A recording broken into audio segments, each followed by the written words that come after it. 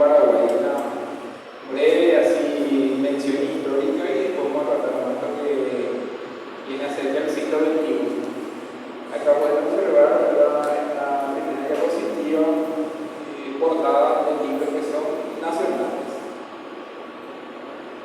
Bueno, vamos a comenzar citándole a José Vicente Peirón, que es un escritor español que él hizo varios trabajos sobre literatura, sobre cultura paraguaya.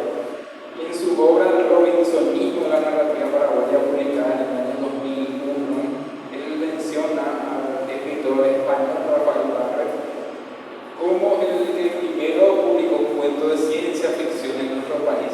El cuento se llama Alberico. Y hay fuentes que hablan de que lo publicó en el año 1908 y otras en 1910. Yo me quedo con la versión de 1910 porque el maestro Peirón hizo su tesis sobre este tema, dice que ese año, entonces seguramente habrá investigado con profundidad. La obra trata de un personaje perteneciente a otra raza que conversa con un humano, comparte su sabiduría. Voy a spoilear un poquitito más, sin sacarle el gusto por si consiguen el cuento, ¿verdad?, que habla de dos razas inteligentes. Siempre el sueño de la humanidad es encontrar otra raza inteligente. En este caso, él la encuentra, pero convive también con nosotros en la Tierra y nunca supimos de él. Por un hecho casual y fortuito, se encuentran y cada uno va contando su historia. Es difícil encontrar el cuento porque yo busqué mucho por internet y hay fragmentos. Sin embargo, el profesor Miguel Farina me dijo que está en un portal guaraní, en las obras completas de Rafael Barre, me dijo que es el último cuento. Así que entonces les sugiero yo mismo ir a leerlo, no leí todo, yo leí fragmentos. Vamos a la breve cronología. Bueno, ya dijimos que Barre publicó Alberico en 1961. Este es un descubrimiento acá del compañero José Monín. Víctor Montorfano publica Después de los casos negros, Los que nacerán mañana. Es una novela de ciencia ficción corta. Vamos a hablar después de eso. Eduardo Amatuna publicó en 1974 La guerra de los genios, también una novela que fue también, creo que un concurso para el Pen Club o algo así. Y llegamos a 1980, la obra más conocida, la de Osvaldo González Real, Anticipación y Reflexión. Es la primera antología de cuentos porque las otras obras son novelas. Y es el gran difusor del género en Paraguay. En el 83, Manuel E. Argüello, conocido como Mema, publica cuentos de ciencia ficción. Mimi Pará, con ejemplo de India, la medalla de oro, en su antología Más allá del retrato de otros cuentos. En el 89, Francisco Gallarini Sierra, que en aquel momento tenía 12 años, publica una novela infantil de ciencia ficción, Aventuras Intergalácticas. Creo que después se dedicó a otros géneros. En el 94, Catálogo Abogado publica en su libro Por amor de otros cuentos un relato de ciencia ficción. No me gusta este cuento. En el 97 se publica la novela El Arca de Maracatú de Quino Canese. En el 98 la novela Goto de José Eduardo Alcázar y un libro de cuentos del filo de la eternidad de Berta Medina. Y Lita Pérez Cáceres incluyó algunos relatos de ciencia ficción en su libro Marta Magdalena María. Pero ahora vamos a referirnos brevemente a este trabajo de Víctor Montorfano, Después de los casos negros. Víctor Montorfano fue un poeta, locutor, escritor, periodista, crítico. Algunos van a conocerlo mejor en su faceta de músico, porque Víctor Montorfano compuso la célebre Tetahuasa Pucay. Lo teníamos como música cuando en la presentación tuvimos un problema de audio, entonces no podemos pasarlo, ¿no?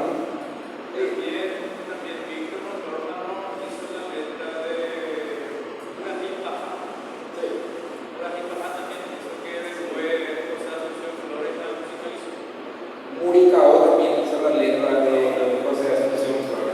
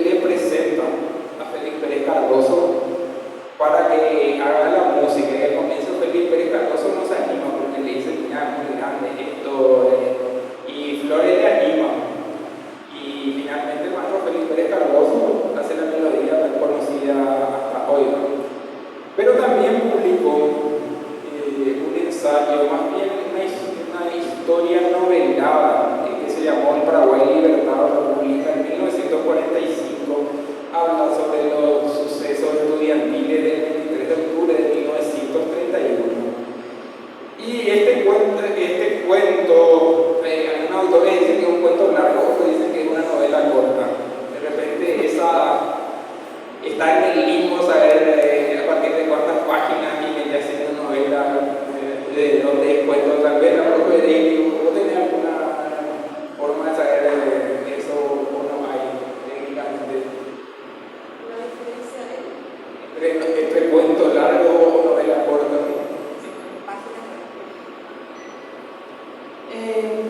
Verdaderamente todo depende de cómo se va extendiendo el arco narrativo. Obviamente el cuento tiene sus quiebres hasta llegar al desenlace y un microcuento puede ser una versión resumida de ese arco, pero igual es significativa, donde hay también recursos importantes como la elipsis, donde se van omitiendo datos justamente adrede para precipitar muchísimo más la acción hasta llegar al desenlace. Y en eso básicamente están delimitadas esas convenciones. Perfecto, gracias, profe. Siempre aprendemos algo contigo. Bueno, comentar que esta obra se presentó para el concurso literario de la revista Life en español, el concurso lanzado en 1960. No resultó la obra ganadora, entonces él la publica en 1961. Así, no leí la obra, pero rescaté así un argumento básico, un resumen, trata de un holocausto nuclear, por eso se llama Después del Ocaso Negro. Y habla que entre los sobrevivientes está un doctor Siemens que lleva a cabo un experimento para crear una especie de superhombre. Así leí una crítica del señor Ken que dice que es un superhombre al estilo nietzscheano más o menos, y que también iba a crearse un antídoto para protegerle de la radiación atómica. Tiene una anécdota particular esta publicación. Dicen que al autor no le gustó mucho el trabajo y en el jurado había escritores de la talla de Octavio Paz, por ejemplo. Sale seleccionada la otra obra y a él no le gustó el resultado. Entonces, en el prólogo él se queja mucho de la elección del jurado, ¿verdad? Entonces, bueno, valdría la pena conseguir la obra, es muy difícil de encontrar. Acá José me dijo que está en la biblioteca de la Manzana de la Vida. Sí, una biblioteca municipal. Entonces, de ahí podemos acceder a eso. Bueno, y agradecer a José también que me pasó toda la información sobre eso, entonces pudimos agregar algo más en esta ponencia. Bueno, vamos entonces a la anticipación y reflexión del profesor Osvaldo González Real, para quienes no lo conocen, ¿verdad? Libro, arte, escritor, traductor, estudió psicología en la Universidad Hanna de Estados Unidos. El profesor González Real también tiene cursos hechos en la UNAM y también estudió en la Universidad de los Jesuitas en Japón. Pero era totalmente en inglés dictado el curso. Lastimosamente no recuerdo el nombre de la universidad, creo que se llama Sofía. Él había estudiado también ahí un periodo de un año o dos. Y fue profesor de lengua inglesa, literatura, director de bellas artes, viceministro de cultura, colaborador de diarios, periódicos, revistas, traductor de Ray Bradbury, de ese Helio. Tiene otras obras conocidas como Memoria del Exilio, Bolma Sutra, también muy conocida, y escrito sobre literatura. Tiene condecoraciones de la medalla de Simón Bolívar de la UNESCO, el Orden de las Palmas del Ministerio de Francia, que no es poca cosa. Pero bueno, pasemos a la famosísima anticipación y reflexión. Publicado en 1980 por la desaparecida Ediciones Napa. Era de estas editoras que habían siempre apostado también a la creación de autores paraguayos. No sobrevivió. Para fines de los 90 la editora cerró, pero hizo muchísimas obras que quedaron, vale la pena rescatarlas y reeditarlas, ¿verdad? Si bien Anticipación de Reflexión se publica en 1980, hay cuentos desde 1972. La obra tiene 8 cuentos, de hecho 6 de ellos son de ciencia ficción y 2 son de otras temáticas. fijas en la Tierra es una nave que cruza el espacio. Y van ellos durante siglos, la gente no sabe, tantas generaciones viven en la nave que la gente ya no sabe ni de dónde salió ni a dónde se va ni cuál es su misión. Así que de repente hay una revolución y todo ahí, un cuento muy ágil, muy interesante. Otra vez Adán, que es el cuento más famoso, yo creo, de la literatura de ciencia ficción paraguaya, que habla sobre el último árbol de la tierra. El caminante solitario, Guillermo Walker, el protagonista, llega a adelantarse tanto a la tecnología que la gente ya no camina. Van por cierto tipo de vehículos automatizados y como económicamente eso era rentable y siempre esa economía encuentra en el poder también un aliado, prohíben que la gente camine. Entonces un acto de rebelión, Guillermo Walker es el último caminante. Un cuentazo. La canción del hidrógeno es un funeral en el espacio y es un grupo de astronautas que desvía un amigo. Pero al final es absolutamente asombroso. Reflexiones de un robot, un psicólogo muy especial se cuestiona sobre el fin de la humanidad. El psicólogo es muy especial porque ella no es humano, ¿no? El fin de los sueños. Alguien cree, este es un cuento fantástico, también es hermoso. Alguien crea una máquina que impide soñar. ¿Y para qué crea esto? Para que la gente tenga más tiempo para trabajar, porque se dormía lo estrictamente necesario. Como la gente ya no tiene sueño, entonces no quiere dormir, entonces la gente se dedica a trabajar. Pero tiene un efecto colateral no buscado, que es que también el arte desaparece. Ya la gente no puede crear por falta de sueños. Entonces, bueno, también es otro cuentazo. Tiene manuscrito encontrado junto a un semáforo después de un grave accidente. Es alguien que quiere suicidarse y elige para eso transitar en uno de nuestros ómnibus hasta la ciudad de Asunción. Y es muy interesante lo que hace, porque él hace un estudio de cuál es la línea más peligrosa, cuál es el bus exacto que tuvo más accidentes. Entonces él decide tomar eso, ¿verdad? Ese bus para maximizar la posibilidad que él desenlace pasado. Y cierra Marcelina, que es una historia que está ambientada en la Plaza Uruguaya. Hay un metedor que vende esas pomadas hechas en base a víbora y esas cosas. Y se encuentra casualmente con su padre. Él solo lo conocía de nombre, nunca vivió con él. Estos dos últimos los cuentos no son de ciencia ficción, pero son divinos. Y se preguntarán por qué se llama anticipación y reflexión. Bueno, anticipación, pues, el nombre antiguo de ciencia ficción es literatura de anticipación.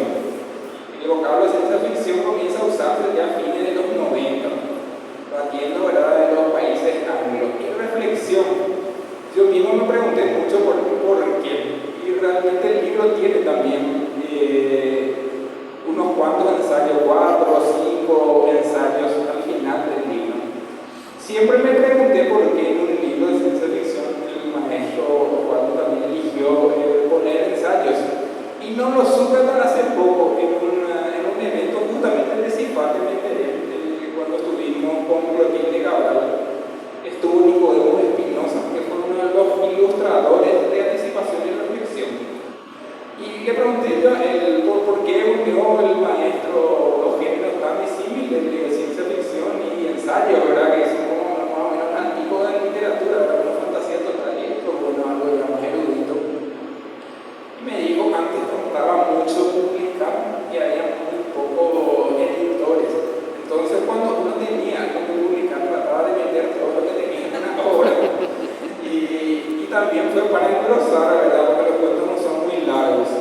Entonces, para que la obra sea más vendible, porque hay ese preconcepto, no, 50 páginas que iba a comprar. Entonces, la obra llegó a 120, 140 páginas y ahí también comercialmente era más interesante. Bueno, ya hablé de que hubo ilustradores como Nicodemo Espinosa, pero también hubo, por ejemplo, William Riquelme y Mario Casartelli, también ilustraron el libro. Eran totalmente ilustradores vanguardistas en ese momento en el Paraguay. Pero Ricardo Yusman, por ejemplo, él había estudiado arquitectura, después se dedicó a la publicidad, fue director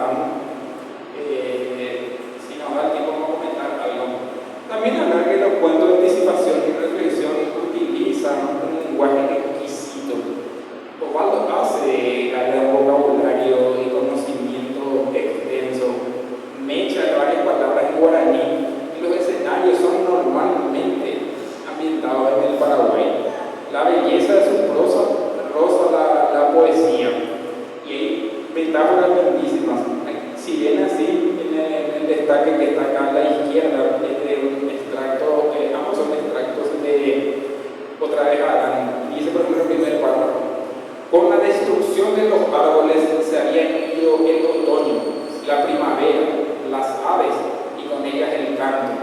Nadie podría ya encender una fogata en medio de la noche estrellada para contar extrañas historias. Y esta hora, todas las rosas y su mudo lenguaje del amor desaparecieron. ¿Por qué? Porque hay en el cuento una civilización tecnológica que elimina todo tipo de plantas y árboles del planeta Tierra.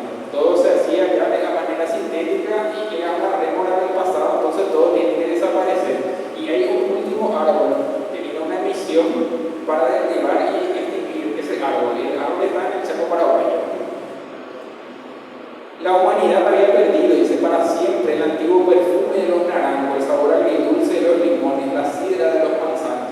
Porque la gente que va en la misión nunca vio un árbol, solamente vio en los libros y en los hologramas. Entonces ellos leen ahí el rumor del viento entre las hojas de los árboles, el aroma, la textura, la evocación y tantos poemas que se hizo a la naturaleza. Y no pueden comprender su destrucción, tanto así que medio hay una especie de motivo. Por ejemplo, otra frase que está en el destaque de la derecha,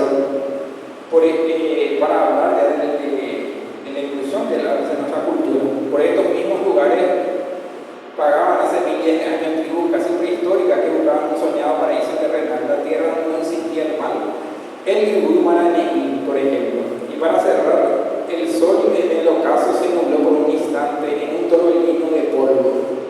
Ven cómo maneja, ¿verdad?, el maestro esa belleza en su prosa. Pero bueno, vamos al siglo XXI. En el año 2001 llegó a Sarro, seudónimo de Juan de Urraza. Alguna vez vamos a preguntarle a Juan cómo es lo que se pronuncia, yo, no sé si será francesado, pero sí sé que Azarro es una anagrama de su nombre, de su apellido, y Urraza al revés, directamente. Publica en formato ebook esta novela, La Sociedad de las Mentes, que aparecería después impreso. Es una novela fantástica, les invito a leer, ¿verdad? Habla de la realidad virtual. También acá hay un holocausto nuclear y hay un grupo de científicos que, previendo esto, tenía una carrera, la hacía condicionada para que la vida continúe. Pero con el correr del tiempo, los recursos se van agotando. Y un científico de la carrera, a modo experimental, tiene un proyecto, un universo virtual. Entonces, como la cosa, ellos no podían porque la radiación cubría toda la Tierra. Entonces, ellos prueban eso. ¿Y qué era? Un poco así la idea que han traído en el cine, algunos directores van a reconocerla. Conectan el cuerpo humano a un sistema de vida suspendida y están alimentados directamente por sustancias extraídas de los minerales. Y entonces uno vivía en un mundo de sueños y ellos crean un mundo virtual. Uno quiere absoluta conciencia en ese lugar, pero ¿cuál era la condición para permanecer en ese mundo? Que uno sea una persona creativa, o tiene que ser científico, o tiene que ser artista y tiene que aportar algo al mundo. El lema de la cultura es el que no crea no sirve para nada, y entonces tendría que ser desechado. Muchas veces nosotros que estamos acá justamente en el mundo del arte, escritores, poetas, cantantes, locutores, decimos, ¿cómo quiero tener tiempo para dedicarme 100% al arte? Porque es lo que nos llena. Y esta novela cuestiona esa noción, porque ahí uno se dedica 100% a eso.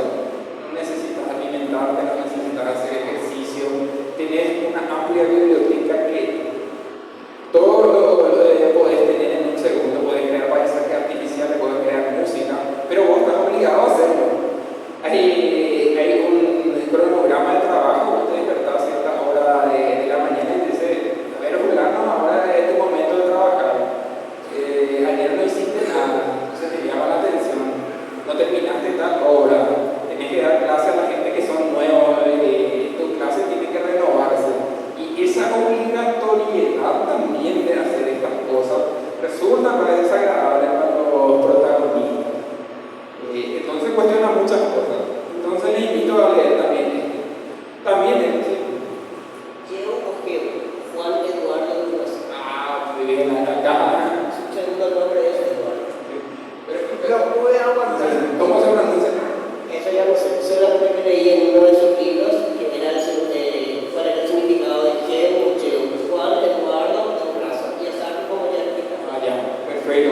Acá nos complementamos todos. Genial el aporte de Crispa. Para la próxima ponencia ya vamos a poder decirlo. Y bueno, publica él también otros títulos como Verdades Futuras y Mentiras Antiguas. En el 2005 parece Ironía, su segunda novela. Y él más o menos hace una trilogía que según él me explicó, complementando estas obras. Una pena que cueste un poco que le estén en charla porque él también es desarrollador de videojuegos y se pasa viajando por todo el mundo.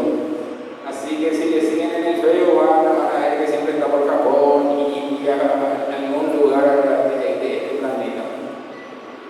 Para continuar con la cronología, María Irma Mitchell presenta en el 2006 Virusón, que es un virus informático.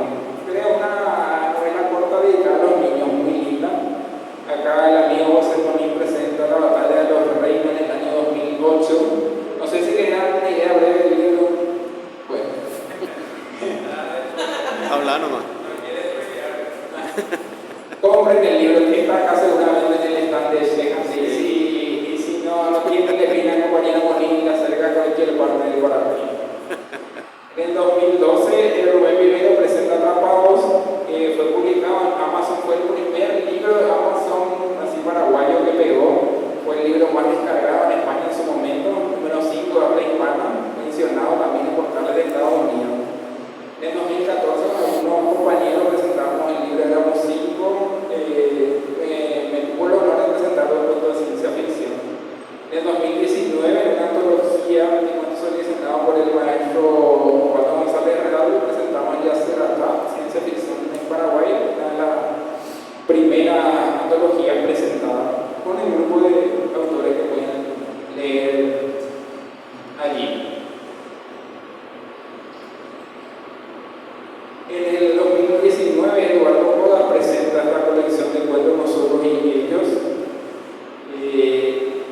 Pueden encontrarlo en algunas librerías nacionales, es absolutamente delicioso, son relatos contemporáneos, muy ágiles, muy dinámicos, sorprendentes en algunos casos, porque de hecho absolutamente cotidianos, va sacando historias que te llevan a otro plano, sobre todo manejando una velocidad y un ritmo que uno no puede dejar de leer en una de las historias que comienzan. También presenté ese año mi novela Crónica Robótica, que es una novela de ciencia ficción, basada en un robot que él nos estudia a nosotros. Y el robot está encantado con las emociones humanas. Nosotros que queremos deshacernos de las emociones, y el robot dice que las emociones es lo que hizo distinto. El ser humano posibilitó todo el desarrollo que hicimos. También el compañero José Monín presenta el rescate de las prisiones, que ya nos hablará oportunamente también de eso. Y en el 2020, Cuento de Poema Alrededor del Sol, una publicación que nació en el grupo de WhatsApp. Acá creo que todos los compañeros publicaron en la antología. Sin embargo, el único cuento de ciencia ficción que yo encontré en la antología es de Juliana Barreto.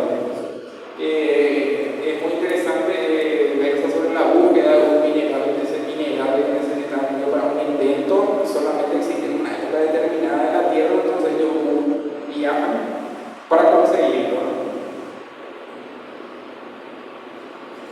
En el 2022 se publica La Conversión del Código de la Oscuridad, que la compañera Mercedes Rebaglio presenta acá en el auditorio. Minutos antes estuvo presentando otro de sus libros, El Silencio de las Flores, pero que no es de ciencia ficción, sin embargo, igual les invito a comprar el libro.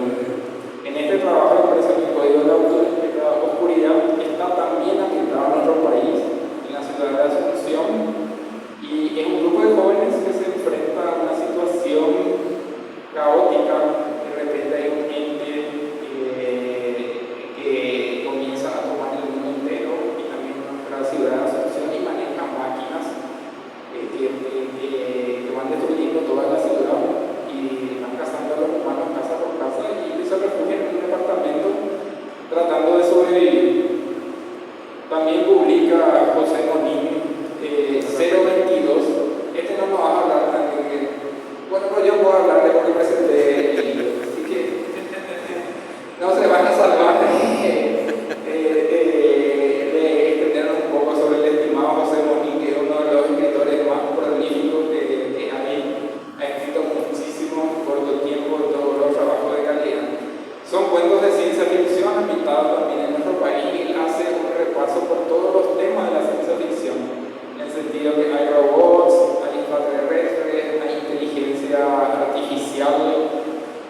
también un valor añadido en el libro que se inicia en nuestro país, en el Hospital Nacional, durante la pandemia y también termina en nuestro país.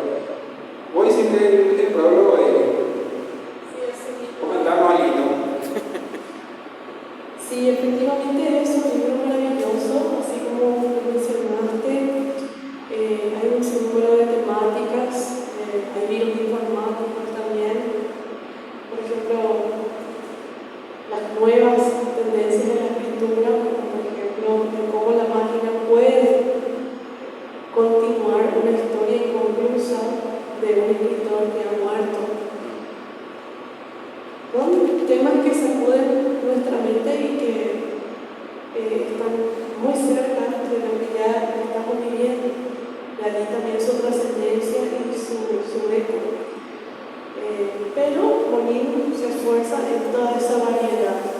Y eso es lo valioso del libro, porque podemos encontrar muchísimas temáticas en relación a la ciencia ficción. Gracias, profe.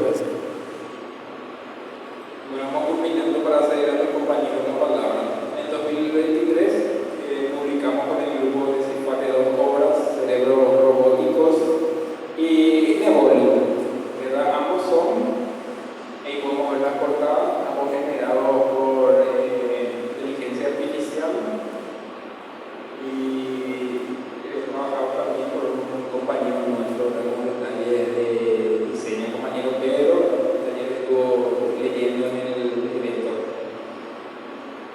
Y bueno, son cuentos de ciencia ficción que abarcan un amplio panorama. Acá saludamos a Cayetano también que está llegando con cervecita, empanada para todos, seguramente. Si no pasa, hacemos más a cuenta de la editora Rayada de Fondo. Y bueno, tenemos este proyecto pendiente acá con Cristian Encino. El libro está terminado, Entropía, que también es una antología de cuentos de ciencia ficción. Y el compañero Israel Ramos. ¿Cuándo vamos a tener este trabajo, Encino? Y aún no tenemos fecha. Y también quiero resaltar que en ese libro incluye por primera vez 2 cuentos de ciencia ficción clásica traducidas al guaraní, una de Julio Verne y el otro de Edward George Wells. Traducciones acá del compañero Cristian Encino. Así que va a ser también una obra histórica que esperamos tener pronto. Y bueno, con esto yo voy cerrando mi participación. Disculpen, me excedí unos 10 minutos de mi tiempo y vamos a pasar a nuestros compañeros la palabra.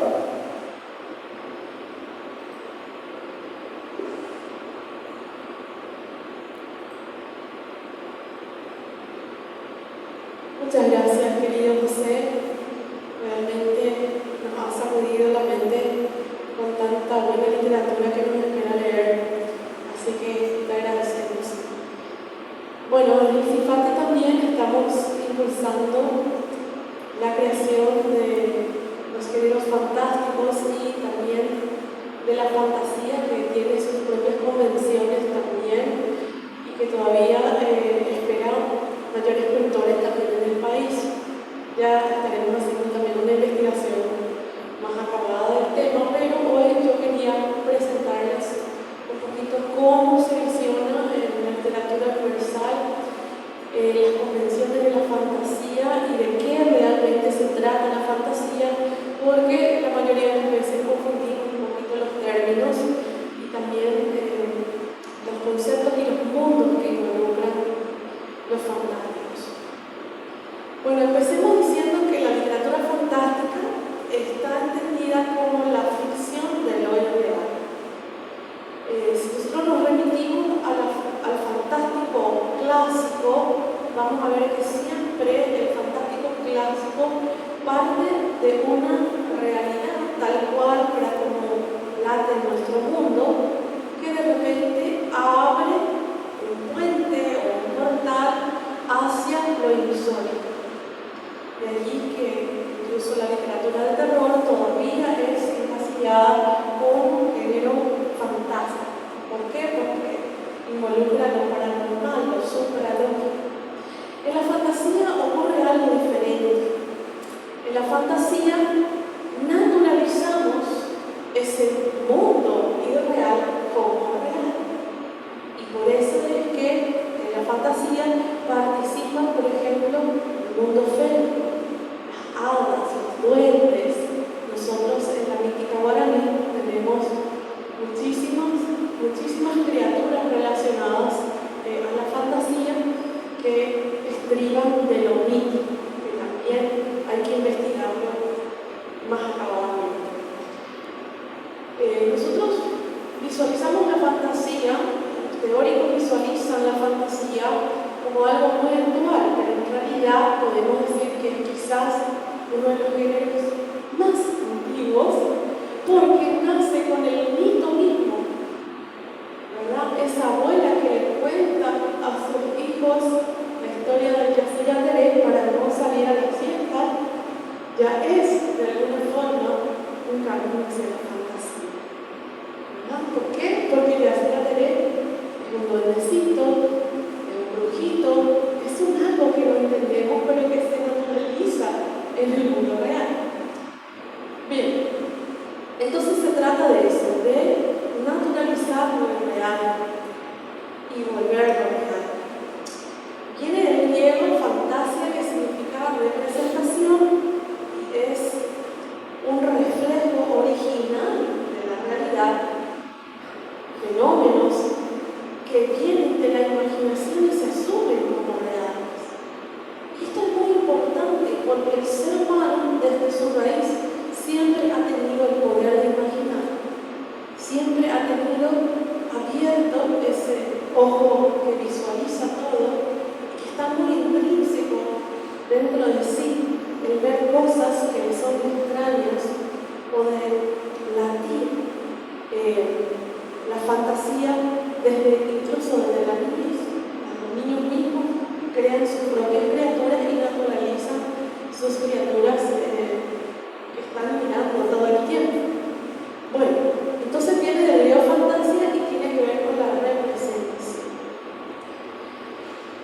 Svetlana Todorov es un teórico que se ha dedicado su vida al estudio de los géneros fantásticos y él dice que es una narrativa en la que aparecen estos elementos que no podemos explicar con la razón.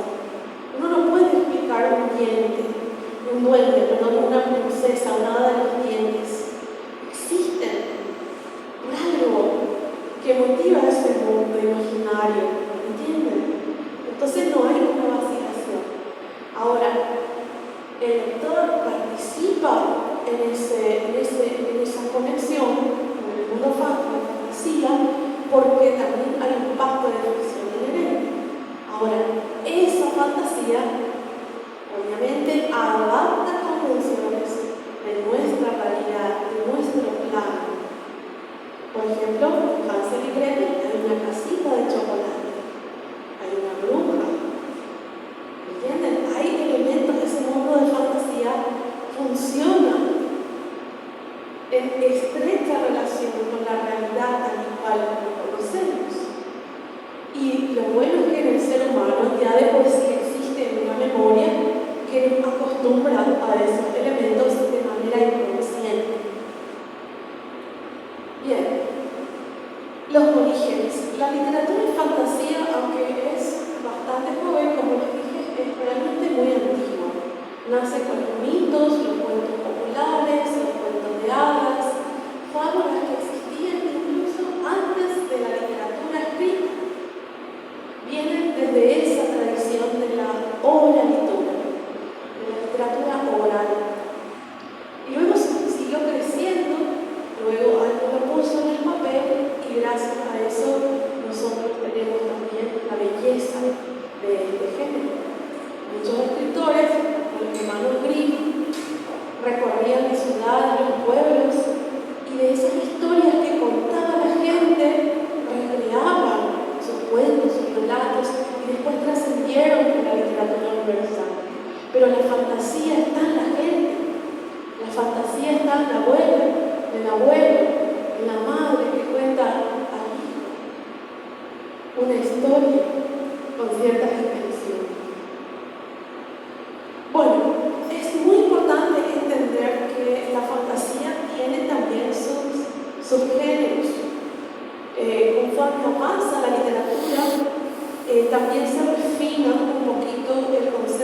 concepto del world, que es el mundo fantástico, el mundo de la fantasía, y de cómo se recrea. Y eso va generando unas clasificaciones, unas bases taxonómicas para los géneros también. Bien, vamos a entender algo de los géneros de la fantasía. El primer género es la alta épica o fantasía, donde vamos a tener un mundo imaginario en el que los elementos mágicos sobrenaturales desempeñan un importante papel en la configuración de la realidad, y su enfoque va a estar orientado un poco a la presencia de los magos. Para entender a los magos también hay que entender qué es la magia o cómo se entiende la magia en ese folclore popular. La magia es quebrar las leyes naturales. ¿Y cómo se logra eso? Con pociones, con las pajillas, con la alquimia. Se logra con el manejo de los cristales, por ejemplo. Es bastante amplio. El buen escritor de fantasía ahonda en ese tipo de prácticas para entender bien y recrearse en un mundo fantástico. Bien, pero la fantasía épica involucra presencia de magos, elementos clásicos como los elfos, los enanos, las criaturas fantásticas, los dragones. Son realmente las expresiones más puras del género, al punto de que ya están muy naturalizados también en nuestra visión de la fantasía, ¿verdad? Con el tiempo nacen los híbridos, que son las criaturas fantásticas, de mezclar diferentes órdenes genéticos para crear un bestiario. Un investigador que hizo un bestiario muy interesante de criaturas fantásticas es Jorge Borges, por ejemplo, que tiene un detalle muy acabado de esas figuras, de esos personajes.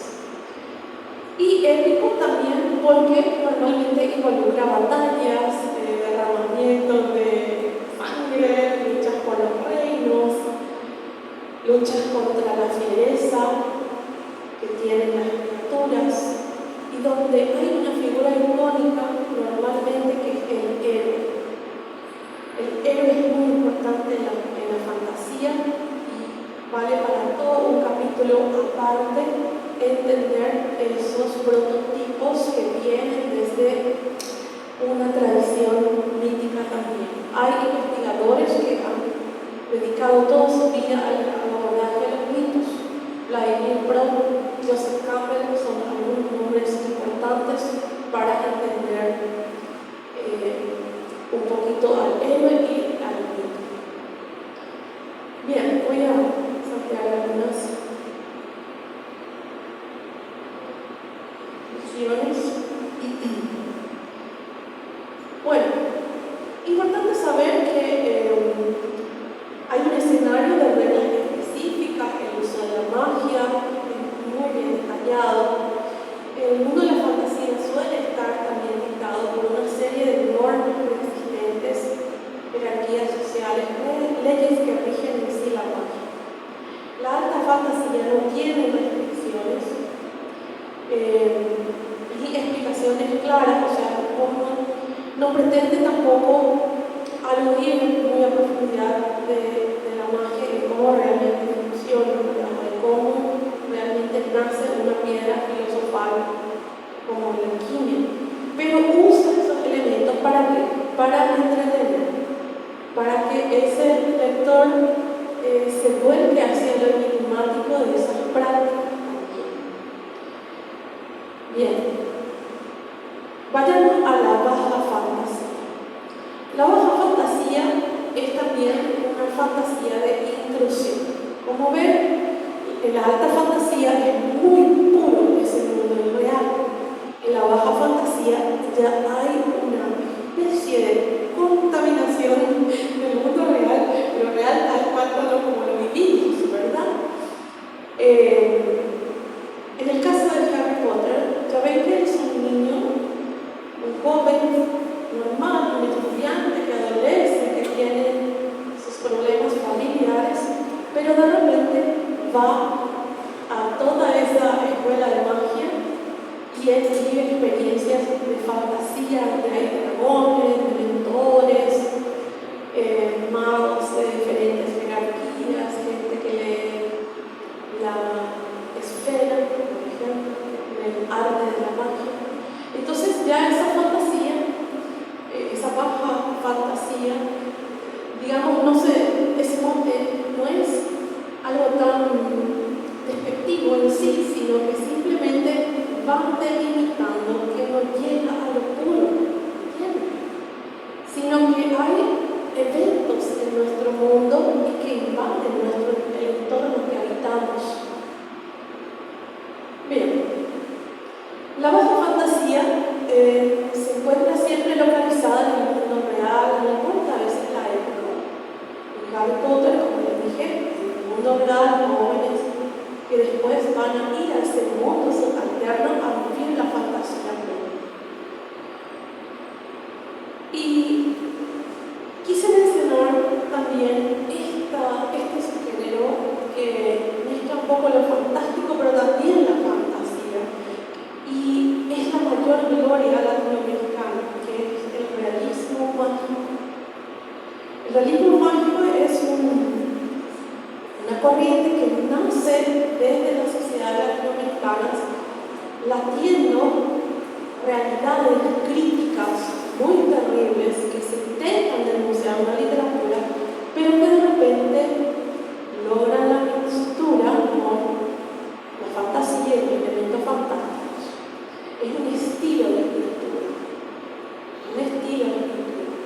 una expresión literaria también mágica, por eso realismo mágico, y donde generalmente en ese escenario realista, donde vos ves, por ejemplo, la explotación,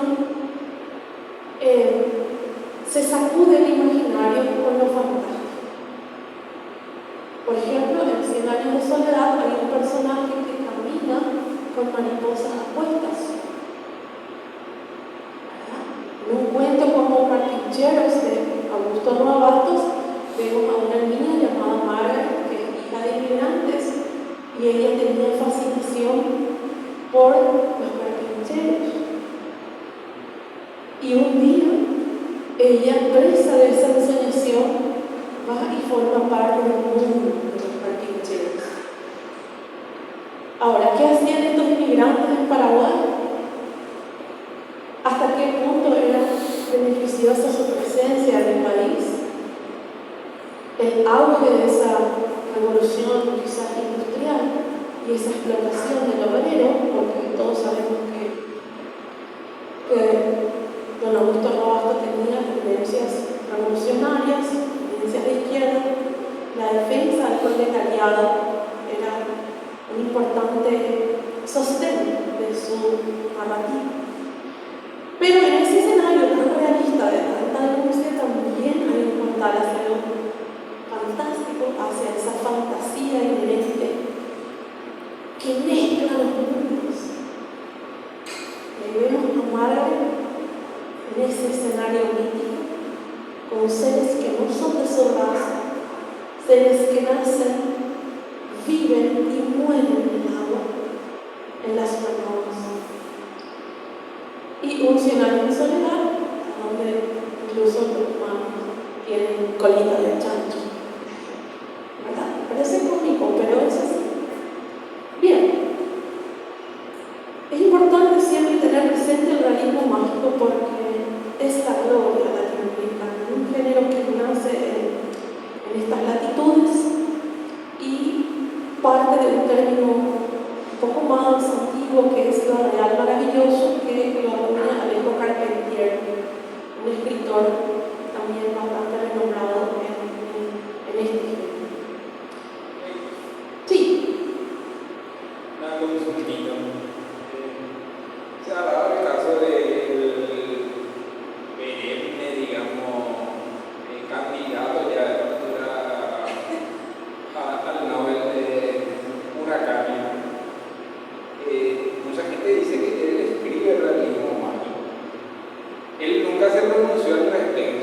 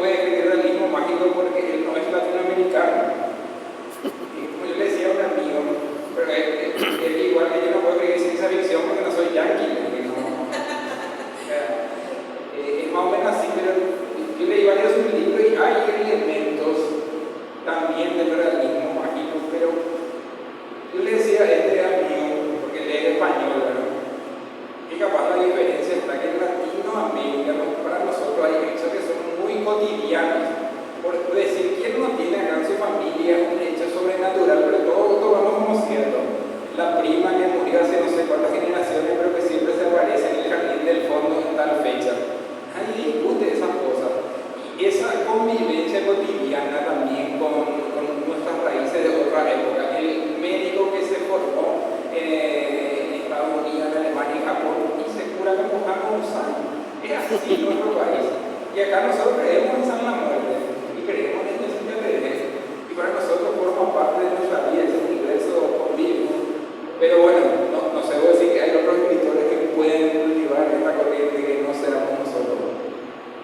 José, te doy toda la razón. Obviamente, cuando nace creativamente una convención de un género específico, eso le pertenece a la humanidad, le pertenece a los escritores, independientemente de dónde se cultive. Ahora, en Latinoamérica, siempre de alguna forma, creo que está un poco elevada la tradición a la literatura universal. Sin embargo, nosotros latinoamericanos tenemos categorías literarias también.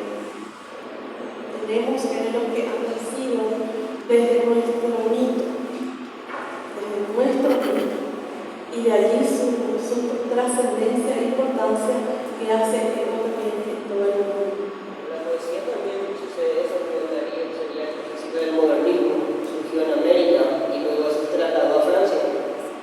Tenemos un ejemplo de también la literatura, hay varios estilos de literatura que nacieron en América y que la literatura no pertenece a un solo pueblo. Totalmente de acuerdo. Gracias por los aportes, son muy buenos. Bueno, continuamos. Otro subgénero es espada y brujería. Es un subconjunto de la alta fantasía que se enfoca en héroes que empuñan espadas, ¿verdad? Esto le encanta a los chicos, a los jóvenes, creo que a todas las edades.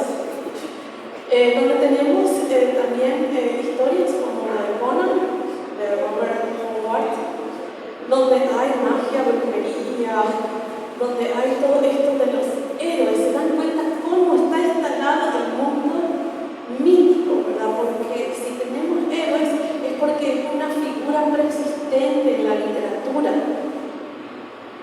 Y el papel de las espadas es crucial.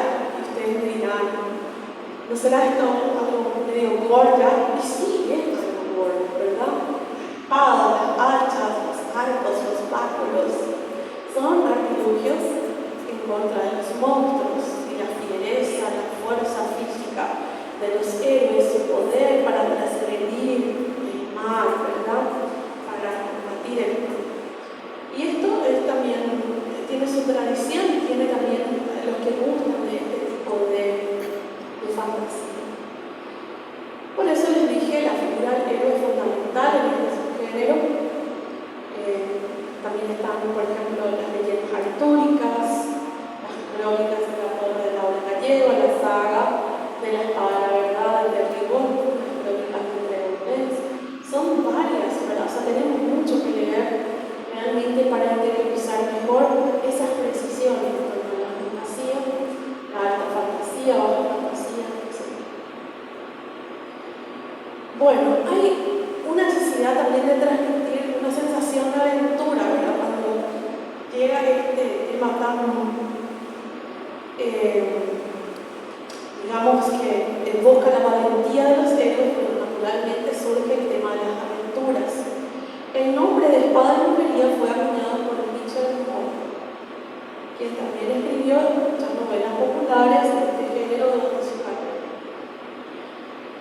Y sigue vigente de alguna forma, porque si bien se va produciendo nuevas fantasías, creando nuevas fantasías, tiene un toque todavía también de esto preexistente. Bueno, también está la fantasía oscura. La fantasía oscura, ven cómo se van haciendo híbridos también los géneros, donde se va combinando la fantasía y el horror. Su objetivo es desconcertar, asustar a los lectores, los monstruos del universo. Lovecraft, por ejemplo, el gran maestro, que nos hace falta un conversatorio de Lovecraft, y con características muy específicas que ya lo van llevando más hacia el terror, hacia el misterio, hacia algo nuevo, ¿verdad? Mundos nuevos también en torno al terror. Parece que la fantasía, lo irreal se da ya como real absoluto. Pero ¿qué tal si ese mundo viene no es un mundo generoso y bonito como el de las hadas y las vírgenes y todo eso, sino que involucra el terror, ¿verdad? Y se juega un poco con lo desconocido y con el panorama psicológico del lector, que a veces es perturbador. Y lo explota mucho la serie, ¿verdad? Juego de Tronos, El laberinto del fauno, de Crimson City, por ejemplo, son ejemplos de tipo ya de diferenciación entre la fantasía. Entonces definimos la fantasía oscura como un subgénero que se va a caracterizar por ese tono ominoso que refuerza lo que comúnmente se percibe como la atmósfera sombría. Una característica donde se va a entrelazar la fuerza del terror, el pavor y va a instalar también la fantasía. Y luego tenemos, totalmente descontrable, los cuentos de hadas. Los cuentos de hadas son ya destinados para los niños.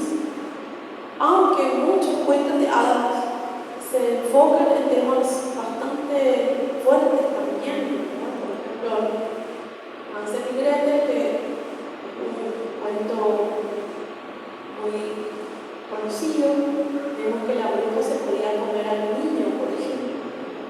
Y ahí vemos que en una mente curiosa ese niño se puede preguntar, ¿y por qué le come la bruja al niño? ¿Verdad? Una especie de caníbal, ¿verdad? O sea, los cuentos de hadas son los fuertes, muy fuertes también, porque pretendían aleccionar, tenían su necesidad de moralizar al público. En el caso de la Virgencita Roja, por ejemplo, cuando le abren la pausa, no, eso me parece tan simpático. Había otros cuentos de los hermanos Grimm, no recuerdo el nombre, pero creo que pierden ojos.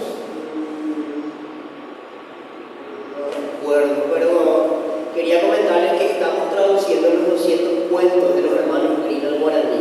Y justo me vino esa parte del cuando le abren la panza al lobo. Ahí podemos ver que los cuentos de fantasía no son tan infantiles en el fondo. Yo quería agregar al propio de que se comenta que cuando los hermanos Grimm hacen este recorrido rescatando leyendas, ellos suavizaron esas leyendas justamente para hacerlos más infantiles. Realmente tenían un fondo más oscuro y más terrorífico. Totalmente, cuando estamos hablando de brujas, estamos hablando de brujas medievales. Brujas con todo el sentido de la palabra, no la brujita, ¿verdad? Pero el cuento de hadas lo que tiene es que atenúa, justamente, hace que esté destinado a los niños. ¿Por qué? Porque también nace del peligro, ¿verdad? De cómo, por ejemplo, un niño no puede estar solo en el bosque a ciertas horas. Entonces, ¿qué le contaba la mamá? Que hay un lobo que puede salir. Acá adentro ya sí ya te veo. Acá esto ya se entiende. Claro.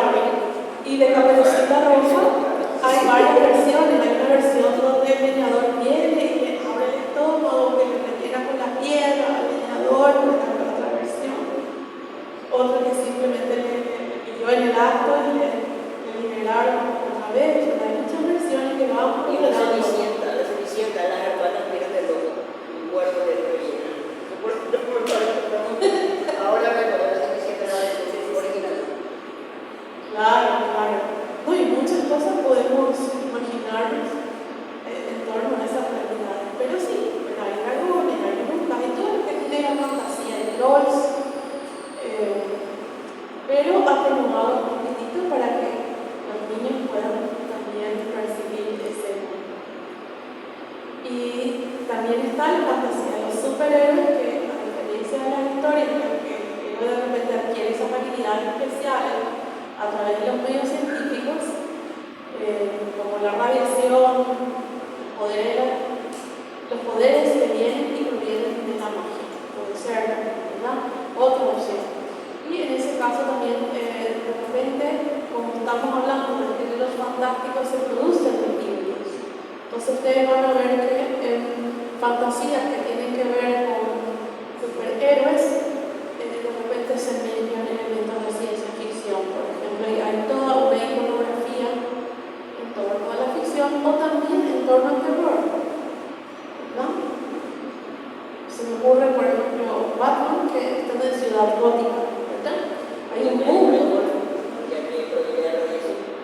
Claro, exactamente. En la ciudad gótica todo se fue gótico.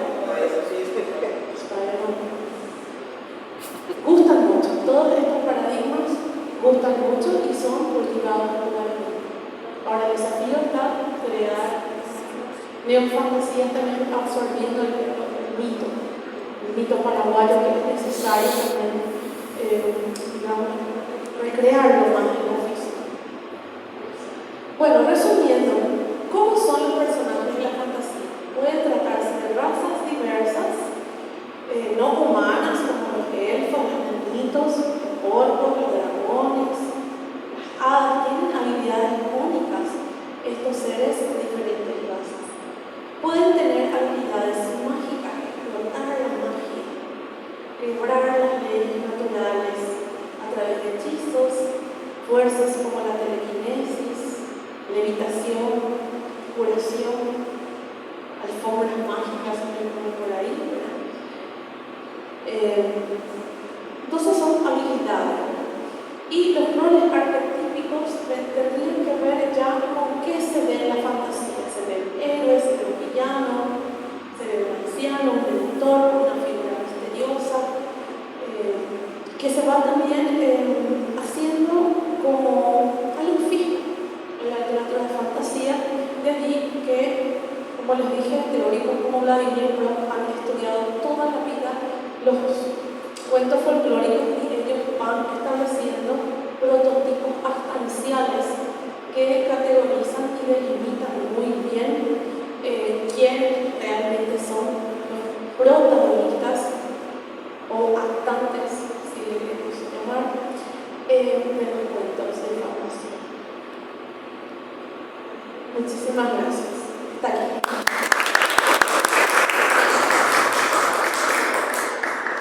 Muy buenas tardes a todos. Bueno, antes de comenzar con el género de terror, yo quisiera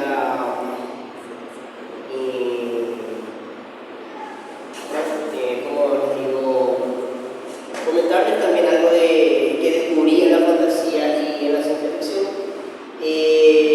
La primera obra literaria de la humanidad es fantástica, Gilgamesh. Entonces ahí podemos decir que desde el comienzo de la humanidad el ser humano ha soñado, ha buscado esa fantasía, ha buscado salir de su realidad. Y creo que la fantasía es el primer género literario de la humanidad, como el terror también, porque inclusive en algunos escritos que encontré, el género de terror existió mucho antes de su propia escritura, porque seguramente los primeros hombres cuando se reunían alrededor de la fogata ya empezaban a contar algunas que otras historias, supongamos de alguna sombra que vieron. Como sabemos, en esos tiempos un ruido o caía un rayo y ellos pensaban que ya era algo espeluznante, ya tenían que recurrir muchas veces al mito para poder dar su explicación. Y otra cosa que quería también comentar sobre la ciencia ficción, que creo que el primer cuento de ciencia ficción se escribió en el Japón. Ya hablaba de una máquina que era capaz de detener el envejecimiento. Ese cuento se llama Urashima Taro. Taro significa niño en japonés, Urashima no sé. Cuenta que él una vez estuvo viendo a unos niños maltratar a una tortuga. Y Urashima Taro se acerca a esos niños y les ofrece dinero para que dejen de maltratar a la tortuga. Y la tortuga, en agradecimiento, le promete llevarle al reino del dragón, del fondo del mar. Y Urashima Taro, pero yo no puedo respirar bajo el agua. No te preocupes, yo me encargaré de eso. Y le lleva al reino del dragón, ahí conoce a la princesa, pasan los días, semanas, él no se da cuenta del paso del tiempo. Llega un momento en que empieza a extrañar la tierra y le pide a la princesa que le dé permiso para regresar a la tierra. Entonces ella le da una cajita y le dice que si lo abre, el tiempo va a empezar a correr para vos. O sea, la advierte que no abre. Hay un cierto parentesco con la caja de Pandora también acá. Bueno, él regresa a la Tierra y se da cuenta que todo cambió. Pasaron ya décadas, inclusive siglos. Todo había cambiado. Entonces él abre la caja y el tiempo empieza a correr para él y se convierte en un anciano de cientos de años. Yo podría decir que ese es uno de los primeros cuentos de ciencia ficción que existe, porque mezcla parte de la fantasía y también habla de una máquina que es capaz de revertir el tiempo. Bueno, eso es lo que quería también comentarles. Y bueno, el género de terror es una ficción literaria que busca generar miedo. Y en palabras de Lovecraft, el miedo es uno de los sentimientos o emociones más antiguos de la humanidad. Y sabemos que el miedo supremo es a lo desconocido. Y bueno, sabemos que el género de terror también se divide en varios subgéneros. Puede ser el género psicológico, el gore, que a mí me encanta, que lo conocen. Y también podemos decir que el género de terror, como ya les había comentado, surgió mucho antes de la escritura. Y con el tiempo, bueno, se sabe que la escritura comenzó en Sumeria alrededor de hace 5.000 años. La primera obra literaria de la humanidad fue Epopeya de Gilgamesh, que es un relato fantástico en el que Gilgamesh, un semidios, un ser humano creado por un dios que busca la inmortalidad. Yo creo que sería la primera obra fantástica de la humanidad. Y la primera obra de terror, digamos, que se tiene en registro, sería el mito de Prometeo. Y saben que esa mitología inspiró una obra grandiosa,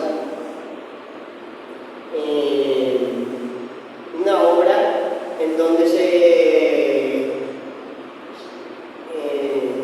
mezcla el terror, la ciencia ficción y el género gótico. ¿Cuál sería esa obra? Frankenstein o el moderno Prometeo. En Francia, la primera obra fue escrita por Mary de France o María de Francia. En Alemania, uno de los primeros autores de género de terror fue Ernest Theodor Amadeus Hoffmann. En Inglaterra le tenemos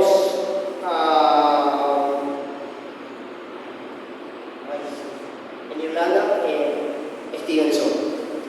Y en los Estados Unidos sabemos que el padre del relato corto es Edgar Allan Poe. ¿Cuáles serían algunas de sus obras? Gato Negro. Wizard.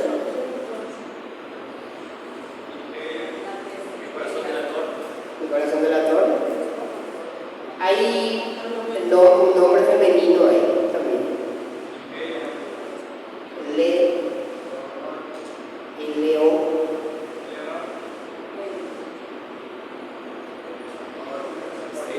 Sí. Bueno, ahora voy a pasar al Paraguay, ¿verdad? Porque voy a hablar brevemente sobre el género de terror. El género de terror se apoya bastante en la mitología guaranítica. Conocemos para la historia, el mito de Tahu y Granada. Fueron malditos por Angatupuri. Nacieron los 7 hijos malditos. Y es un género que está, yo digo que aún en sus pañales. Y justamente tenemos a uno de los representantes del género de terror acá en Paraguay, Eder Acosta, con su libro Las Ánimas, editado por la editorial Rosario.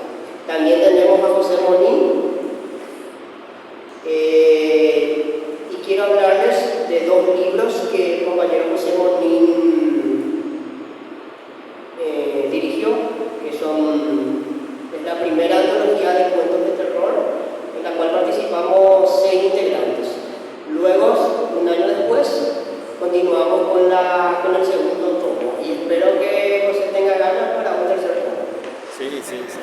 Está en proyecto. Vemos errores para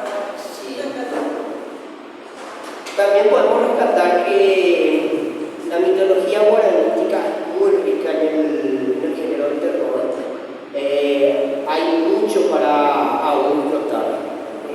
Recuerdo que justamente con tu compañero José, un día estuvimos hablando del parecido que existe de la mitología guaranítica con las de otras mitologías. Por ejemplo, el de Yuyagua tiene un cierto parecido con el dragón legendario del Japón, también tiene 7 cabezas. El Luisón, o Lobizón, con el hombre lobo. Y el Yacyretá estaría en el género fantasioso. Luego tenemos el Moituní, el Moñay. El Moñay creo que podríamos decir que es como una especie de chupacabras. Y también tenemos al bombero, que sería el duende. La mala visión, podríamos comparar con la Llorona de México. El Ahoao, ¿con quién podríamos comparar?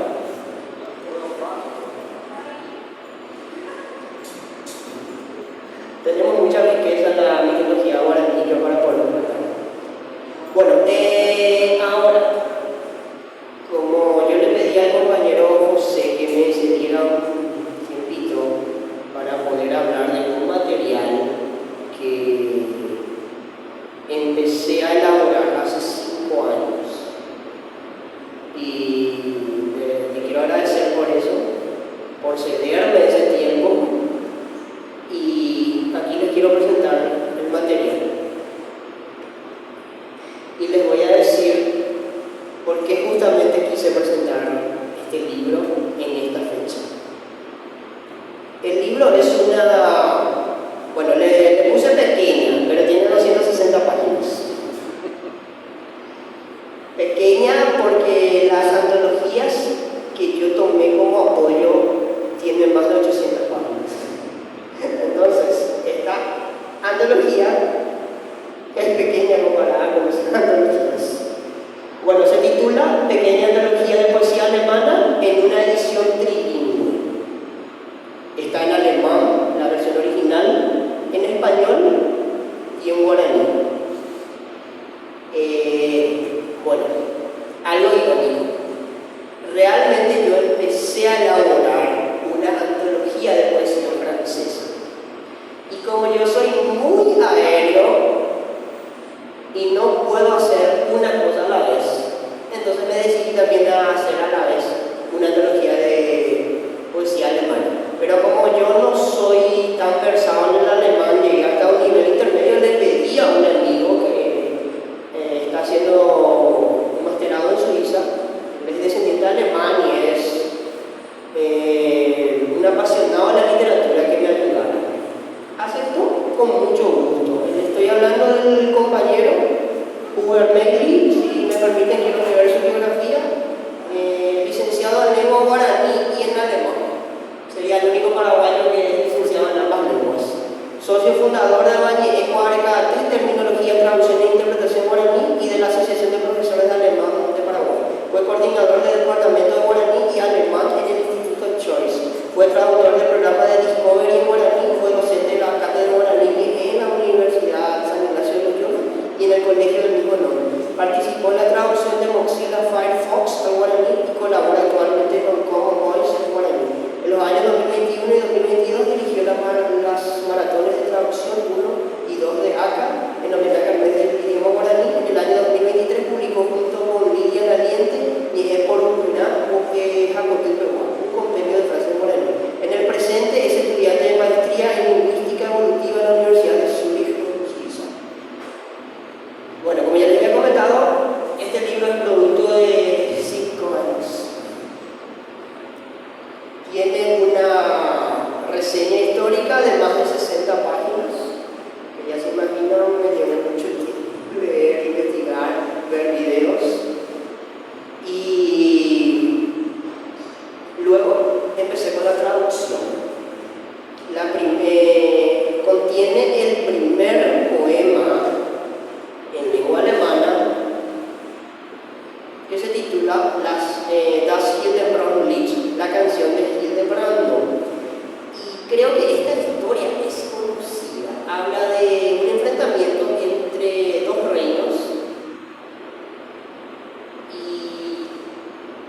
los caballeros que se enfrentan son padre y hijo sin conocer.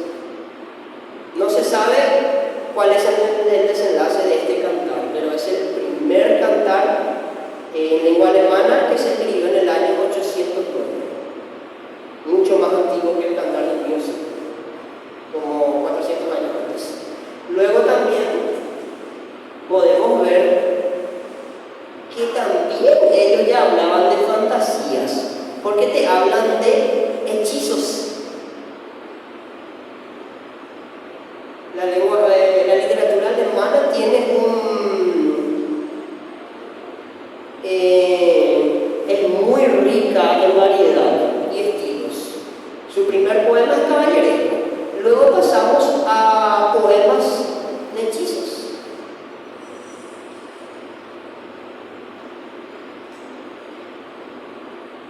La siguiente obra que podemos encontrar en este libro habla del juicio final. La Suspili se llama la obra, pero no se sabe exactamente qué significa. Nunca encontré. Estuve investigando muchísimo, pero hasta ahora no encuentro el significado exacto de esta palabra y parece que no es alemán. Se escribió en el alemán, en el alto alemán viejo. El alemán se divide en tres etapas: el alto alemán viejo, el medio alemán viejo y el más contemporáneo. Y estas obras que mencioné recientemente se escribieron en el antiguo alemán, en el alto alemán viejo. Y tuvimos que recurrir a traducciones a versiones más actuales, porque no podíamos traducir en el alemán antiguo, no se entiende nada, es peor que el español antiguo. También vamos a encontrar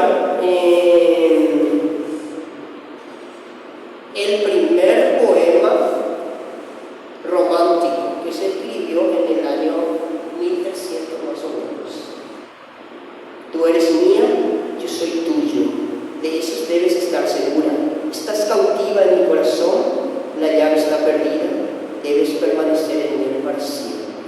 Es un poema sencillo, pero imagínense, estamos hablando de los años 1300, para esa época ya era un logro que pudieran escribir poemas en la lengua alemana. También podemos encontrar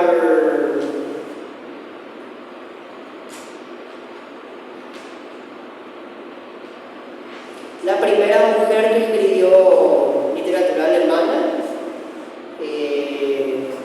una monja. Solamente encontré que su nombre aparece como Frau Ava. Frau significa mujer, o sea, señora en alemán, y Ava habla del juicio final también. O sea, los alemanes tenían mucha tendencia a tratar sobre temas místicos y religiosos.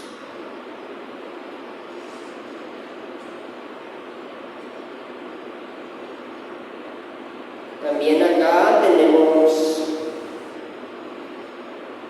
sobre Martín Lutero, uno de los pocos poemas que escribí, que encontré sobre él, y que habla del que venció a la muerte.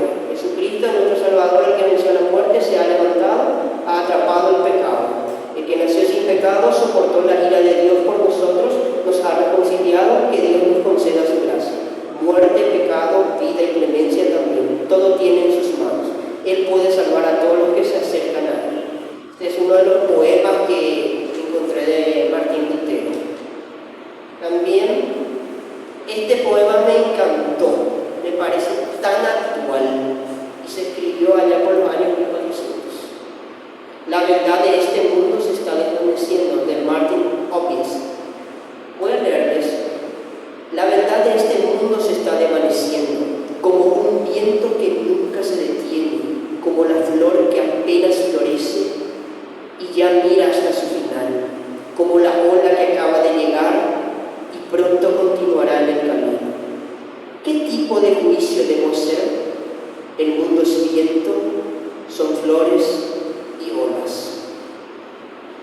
En la versión alemana se puede apreciar que el poema tiene rima perfecta, con métrica perfecta y rima perfecta. Como hablamos de un poema. Una consulta, entonces como que leíste recién, este de Martín Roth, y veo que la palabra en alemán es mucho más corta, es una tendencia, las sílabas son más cortas, o en este caso en especial más se da. Bueno, acá el poeta utiliza lo que llamamos licencias poéticas, porque debería decir Die Schönheit dieser Welt verwegen, o sea, la belleza de este mundo vergeget, cambia. Pero no, como no me pareció tan poético, entonces, y tampoco la palabra belleza me parece un poco gastado, utilicé la verdad de este mundo, está desvaneciendo. Lo que yo busco al traducir un poema es captar la musicalidad. A veces no respeto exactamente lo que dice, porque la esencia y la musicalidad es lo que yo busco al traducir. Por eso muchas veces algunos de los poemas que traduje no van a ser tan exactos a lo que dice en el poema original. Acá, por ejemplo, un poema que Jorge Luis Borges empleó para poder explicar lo que es la poesía, o intentar explicar. En una entrevista que le hicieron en México, justamente Octavio Paz le hizo esta entrevista, es de un poeta místico, Angelus Silesius, y el poema dice: Die Rose ist am Baum, sie blüht, weil sie blüht. Sie achtet nicht ihre selbst, fragt nicht, ob wann sie sieht. La rosa es sin razón, florece porque florece. Ella no presta atención, no pregunta si se la ve. En alemán tiene ritmo y es contundente, pero al traducir parece que queda un cabo suelto. No pude lograr, tengo que confesar que no pude lograr la musicalidad como la del original. Muchas veces cuando se trata de traducción, no es propiamente la traducción, la palabra, o el fonema, o de repente digamos, lo etimológico, más bien es, desde mi punto de vista, de que soy traductor también, considero que las traducciones tienen que hacerse a partir de la interpretación, y en la interpretación está la esencia de lo que hablabas. Así mismo, Eduardo, primero hay que interpretar ese poema. Lo primero, irse al contexto. Estamos hablando de un poema que se escribió en los años 1600. Tendría que investigar sobre la vida del poeta, el contexto y si hay alguna reseña histórica de este poema. Porque muchas veces nosotros leemos un poema, interpretamos de nuestra manera, pero no era lo que quería decir en realidad. Y en este caso, bueno, acá el compañero vio que hay. Sí. El primero está escrito en el alemán antiguo y el segundo es en el alemán más actual. Y en la versión en guaraní dice: Haeni corrosa vaemetune, hipoti vaeraminte, haeno niemomba iete bointe, no nieporantui, oye ishapa. El guaraní capta de una forma magistral la esencia del alemán. El español no puede captar lo que el guaraní capta del alemán y también del francés. Eso yo me di cuenta que el guaraní es capaz de captar la belleza del francés, cosa que el español no puede hacer. Sí, porque son lenguas aglutinantes, entonces ya les es más fácil captar. Y el guaraní es mucho más fácil también lograr belleza, y el español es más difícil. Eso yo puedo afirmar porque escribo poesía y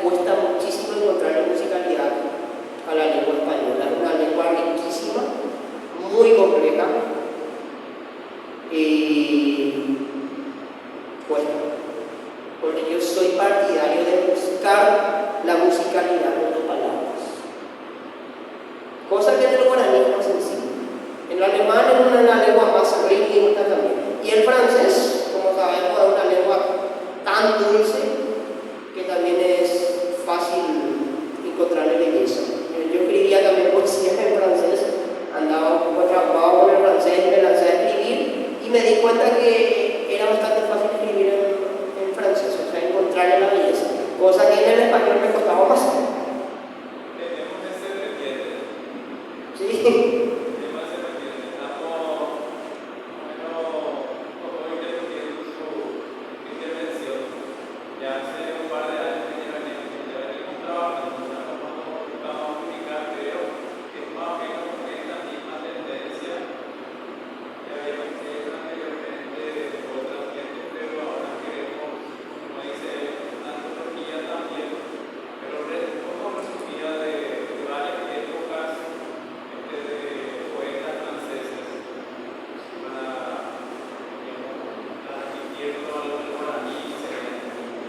Pues ya sabes, ¿verdad? Sí, sí. Acá, por ejemplo, podemos encontrar un poema social, Lágrimas de la Patria, escrito en el año 1636, cuando Alemania estaba pasando por una situación bastante difícil de batallas. O sea que, como dije, la poesía alemana abarca muchísimos estilos. Primero empezamos con un poema caballeresco, luego pasamos a poemas de fantasía, luego pasamos a poemas místicos y religiosos, ahora pasamos a poemas patrióticos y sociales. También encontraremos, no puede faltar, el barroco. Y creo que durante el barroco se escribieron los poemas alemanes más bellos, podría afirmarse. Les voy a leer un poema, descripción de la belleza, de la perfecta belleza. Como este poema Christian Hoffmann-Baldau describe lo que es la belleza. Un cabello que tan intrépido de las de Berenice prefiere. Berenice es una personaje de la mitología griega que tenía los cabellos más bellos. Entonces el poeta, como sabemos, en el barroco, como Quevedo, Góngora, tienen mucha tendencia a utilizar a personajes mitológicos e históricos. Lo mismo pasa en Alemania, en Francia, en Inglaterra, en Italia. Una boca úfana de rosas y plétora de perlas, como compara sus dientes con las perlas. Una lengua que emponzoña 1000 corazones. 2 senos, donde el rubí y el alabastro se disuelven. La blancura y con el rubí compara. Un cuello que en demasía al nível cisne ha rebasado. Compara el cuello de la mujer con la del cisne. 2 mejillas donde el lustre de Flora se agita. Flora es la diosa de la naturaleza, de la mitología griega. Una mirada que hombres estragan, que rayos concita. 2 brazos cuya fuerza al león ha inmolado. Un corazón del cual no brota más que mi ruina. Una voz tan celestial que mi condena decide. 2 manos que al destierro me destinan su inquina. Acá utilicé la palabra inquina para lograr la rima con ruina. Y con dulce ponzoña la misma alma ciñe. Un ornato que parece en el paraíso forjado. De todo ingenio y libertad míos me ha despojado. Es un soneto. También podemos encontrar un poema místico. Creo que es la poetisa la mejor poetisa de poemas místicos. Ella describe la inspiración que le da el Espíritu Santo. Tú, rayo invisible, tú, sombra, luz brillante, tú, corazón colmado de vigor, ser aún incomprensible. Hay algo divino en mi espíritu que me conmueve y me aviva. Siento una luz extraña. El alma no es tan digna de elogio por sí misma. Es un viento milagroso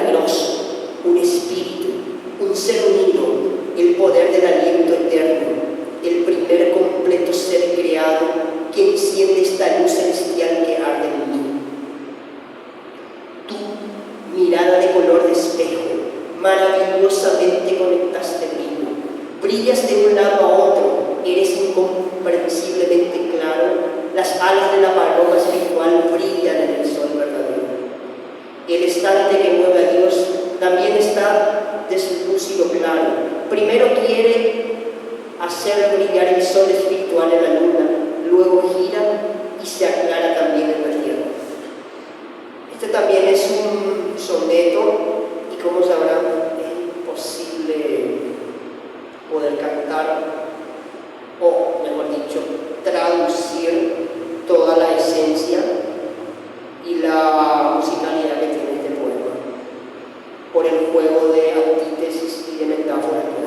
Du dunkel helles Licht, dunkel oscuro, helles brilloso, tu luz oscura brillante. El alemán suena tan, tiene tanta musicalidad y a la vez esa antítesis que utiliza tiene ritmo. En cambio, en el español